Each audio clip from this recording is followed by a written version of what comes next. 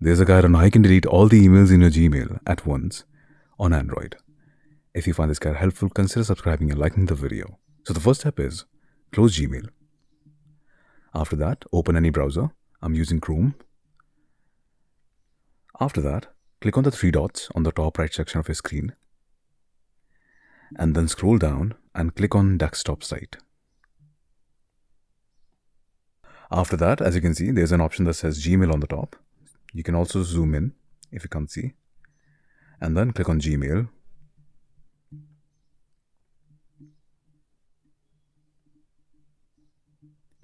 After that, as you can see, these are all the emails in my Gmail.